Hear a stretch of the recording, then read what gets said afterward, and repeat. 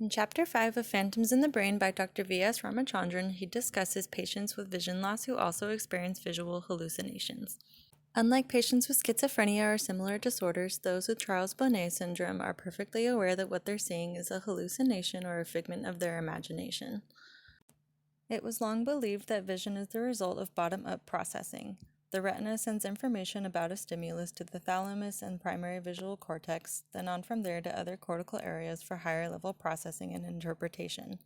In 1970, Richard Gregory posited the theory of top-down processing, which states that previous information from knowledge and experience couples with sensory information to construct a whole perception.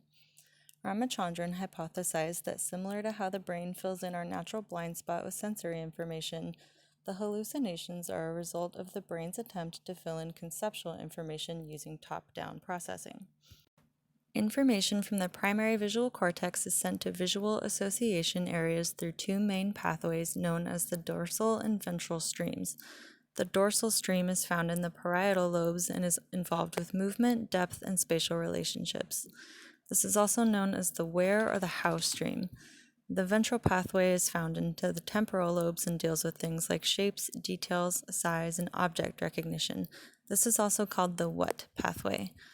Normal function of the retinas and primary visual cortex constantly provide these visual association areas with sensory information, allowing for an accurate interpretation of stimuli that either are or are not there. When vision loss occurs, the loss of information from the retina results in a type of sensory deprivation, also known as deafferentation.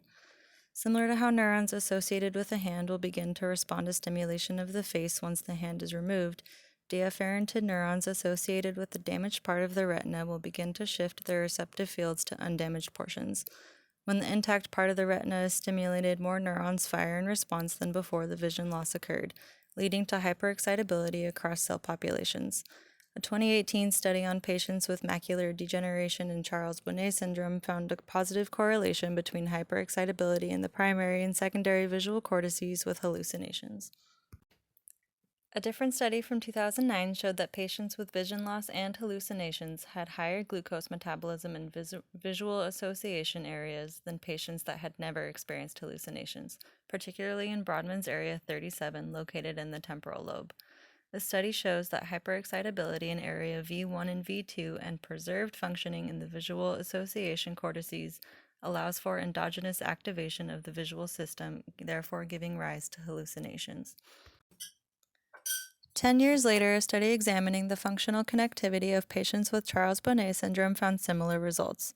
The researchers found evidence of increased connectivity between areas V1 and V2, as well as evidence of cortical atrophy in the same region, resembling a pattern of hyperexcitability and dysfunction of the visual cortex. The same study found higher connectivity between the fusiform gyrus region of the inferior temporal cortex and areas involved in the salience network, particularly the anterior cingulate cortex and the anterior insula. Though it's not yet clear how, the salience network is thought to be involved with hallucinations due to its role in integrating emotional information as well as sensory.